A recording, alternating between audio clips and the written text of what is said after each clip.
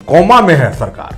Coma में। देखिए, राजद को सीट कुछ और बढ़ता जी। सर्वे उर्वे में जो आ गया ना कि सरकार बनने जा रही है राजद का, तो लंगई शुरू हो गया जी। गांव देहात में सब जगह। और भविष्य हम लोगों के पार्टी का है, उपेंद्र कुशवाहा के नेतृत्व में एक नए बिहार का निर्माण होगा। जनता जब मौका देगी, गठबंधन का दौर है, देखिए अभी आगे आगे होता है क्या जी। तो हम चिट्ठी अब लिखने वाले हैं जी। इस पर प्रधानमंत्री जी को जी। और कॉपी माननीय मुख्यमंत्री जी को देंगे। जहाँ तक मुझे जानकारी है, माननीय मुख्यमंत्री जी ने अपने स्तर से बिहार सरकार ने जी उसको फॉरवर्ड किया है, लेकिन तो मामला भारत सरकार का है। जी।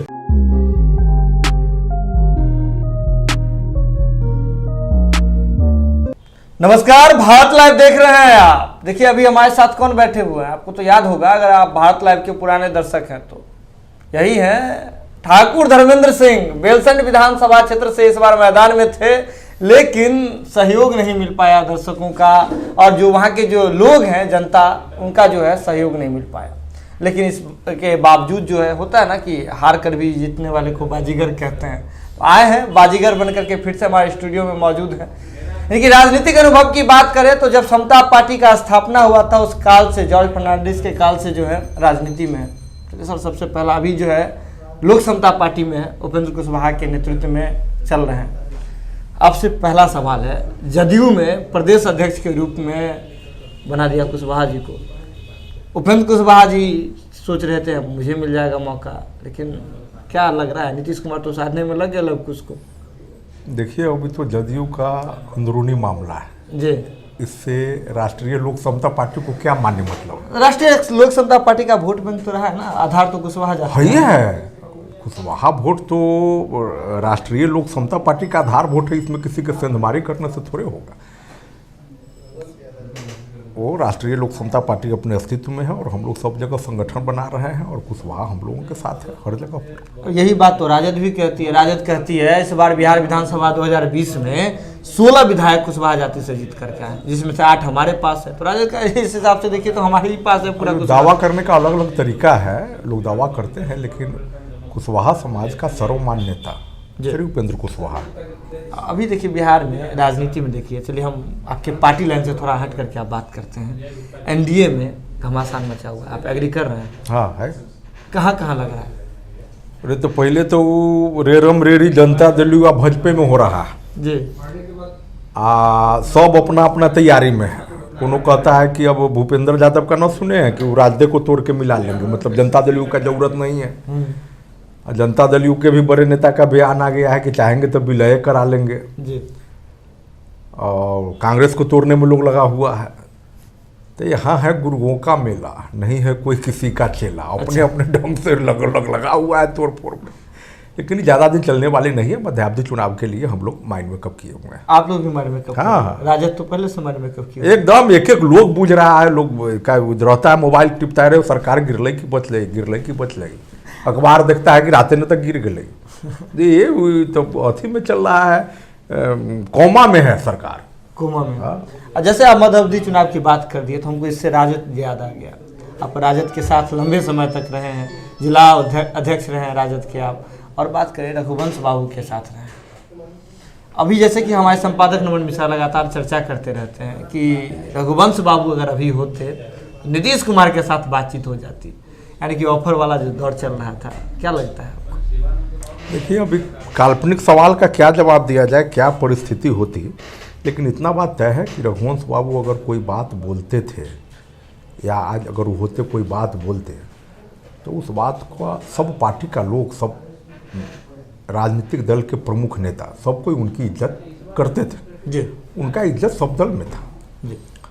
अब वो है ही नहीं, तो इस काल्पनिक सवाल का क्या जवाब दिया जाए? अच्छा चलिए मानते हैं राजद वो नहीं है, लेकिन राजद है, और राजद में अभी तेजस्वी यादव के चेहरे पर सारी बातें हो रही है। चुनाव के दौरान भी देखा गया था तेजस्वी यादव अपने चेहरे के अलावा किसी और को मानने के लिए ही तैयार। कहाँ लग रहा है राजद में कहाँ कमी हो गई कि बिहार विधानसभा 2020 में सबसे बड़ी पार्टी बनकर के उभरी राजद, लेकिन इसके बावजूद सत्ता से दूर है? देखिए, राजद को सीट कुछ और बढ़ता जी। सर्वे उर्वे में जो आ गया ना कि सरकार बनने जा रही है राजद का, तो लंगई शुरू हो गया जी। गांव देहात में सब जगह। जी।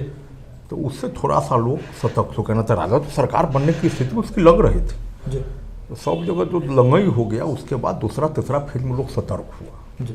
अब देखिए, अब नीतीश कुमार और भाजपा के बीच आप गतिरोध की बात करते हैं, जो दरार आई है उसकी बात कर रहे हैं, कह रहे हैं कि एनडीए में है, उसके बावजूद पक्ष और विपक्ष बन के खेल रहे हैं, आपस में खेला खेल रहे हैं।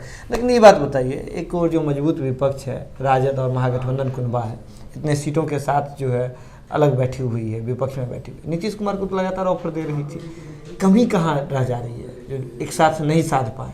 देखिए, बात है कि नीतीश जी महागठबंधन के साथ भी सरकार चलाए हुए हैं जी और वहाँ से हटे, जी तो राजद का भी व्यवहार उनको याद आता होगा जी, और बीजेपी के साथ लंबे समय से रहे, अभी तक कमज़ोर पड़ गए हैं, तो भाजपा का जो व्यवहार हो रहा है वो भी याद आ रहा है। जी अब वो तो बड़े नेता हैं, हम लोगों का तो कोई हैसियत है नहीं कुछ पर प्रतिक्रिया दे, लेकिन दोनों का गुना भाग करने में मुझे लगता है कि लगे हुए हैं जी। हाँ, तो अब करके जो निर्णय लेंगे वो तो किसी को पता भी नहीं चलता है। जी। नीतीश जी का निर्णय कौन बता सकता है, क्या लेंगे वो। अच्छा, ये बात बताइए, जैसे लग रहा है कि सभी पार्टी में अभी देख रहे हैं अस्थिरता बनी हुई है, ऐसे में बिहार का जो राजनीतिक भविष्य होने वाला है, आपको क्या लग रहा है, किस ओर जाता वो दिख रहा है?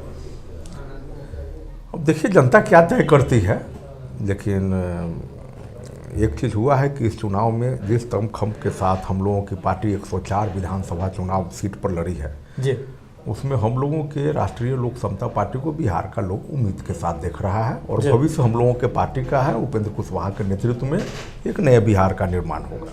उपेंद्र कुशवाहा जी केंद्रीय मंत्री पूर्व में रह चुके हैं, शिक्षा की बात करते हैं, तो बिहार में बताइए अभी शिक्षा को लेकर के जो हालात बने हुए हैं, क्या लगता है जो है कुछ?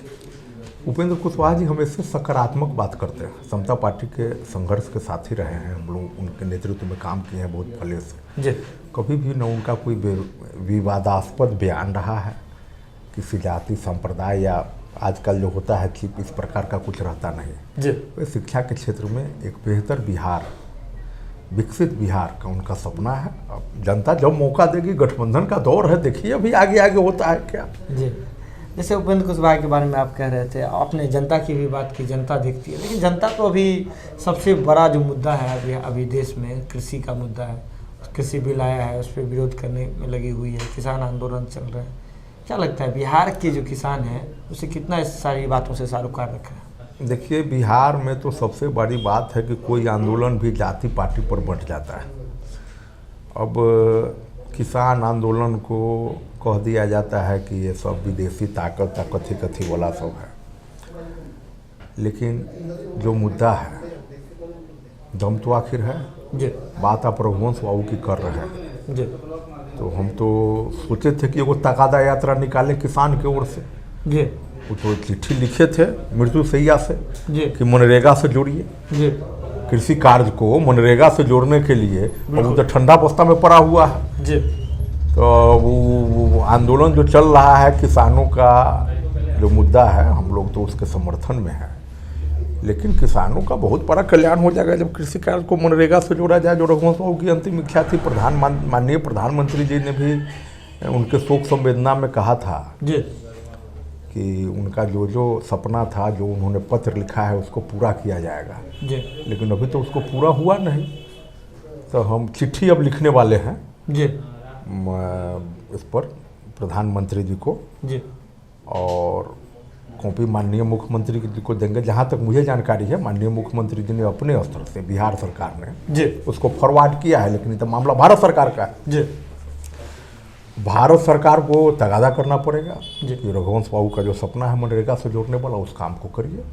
तो चिट्ठी लिखते हैं, उसके बाद में न होगा तो तगादा यात्रा निकलेगा। तगादा यात्रा निकलेगा। आप जैसे अभी बात करें तो राष्ट्रीय लोक समता पार्टी के नेता हैं, रघुवंश बाबू के आप करीबी रहे, इसलिए इस तरह की बातें करें, लेकिन रघुवंश बाबू ने अपने जीवन का तो महत्वपूर्ण समय जो है राजद के लिए दिया। तो राजद जब मांग करती है, कृषि बिल पर विरोध करती है, तो उन अपनी बातों में इन सभी चिट्ठियों का जिक्र क्यों नहीं करती है? अभी तो राजद के लोग जाने, अब वो लोग क्यों नहीं करते हैं, अभी तो राजद के लोग जाने, हम उस पर कुछ नहीं बोल सकते। हम लोगों चूँकि रघुवंश बाबू में आस्था है जी, और उनके आप देखे होइएगा कि बेलसन चुनाव में जी हमने वहाँ के जनता से, चूँकि बेलसन रघुवंश बाबू की कर्मभूमि है, और जी। मैंने कहा था कि हमने संकल्प लिया है जी उनके पार्थिव शरीर के सामने कि मैं रघुवंश बाबू जैसा सादगी और ईमानदारी जी बरतने का 100% प्रयास करूंगा जी, अगर जनता ने मुझे मौका दिया तो। बिल्कुल। और उस मुद्दा पर आज भी कायम है जी, तो मेरे लिए तो रघुवंश बाबू प्रासंगिक हैं और सब दिन रहेंगे, आदर्श हैं और सब दिन रहेंगे जी। अब कौन दल उनके बात को नहीं कह रहा है, अभी तो उन लोगों से पूछिए। हम लोग तो उनके बात को रखेंगे। हम लोग तो कृषि बिल में जो डिमांड है, जो किसान आंदोलन चल रहा है, उसके अतिरिक्त मनरेगा से कृषि कार्य को जोड़ा जाए, जी, ये जो रघुवंश बाबू का मांग है, इसको लेकर के आगे बढ़ेंगे, सरकार से निवेदन करेंगे। जी, देखिए अभी हमारे साथ ठाकुर धर्मेंद्र सिंह थे, रालोसपा से इस बार चुनाव लड़े थे, बेलसंड विधानसभा से, लेकिन जो अपना आदर्श है हमेशा से रघुवंश बाबू को, रघुवंश प्रसाद सिंह को जो है मानते रहे हैं।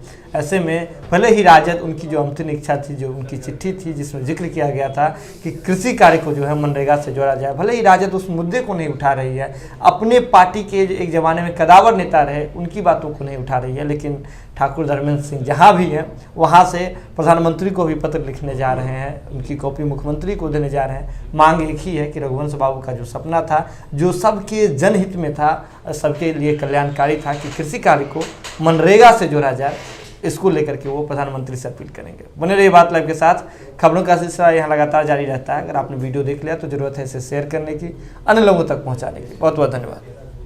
अगर ये वीडियो पसंद आई और वह बिहार के राजनीति और बिहारियत से सरोकार रखेनी तो सब्सक्राइब बटन दबा के चैनल के सब्सक्राइब कर ली। ओजे एगो घंटी बा, ओकरा बटन दबा देला से कुल सटीक और मारक खबर रुआ मुफ्त में मिल जाई। अगर रुआ पत्रकारिता के हमनी के नया प्रयोग में सहयोग कर चाहतानी तो ज्वाइन बटन दबा दी। पेटीएम नंबर नोट कर ली 9386816700। धन्यवाद।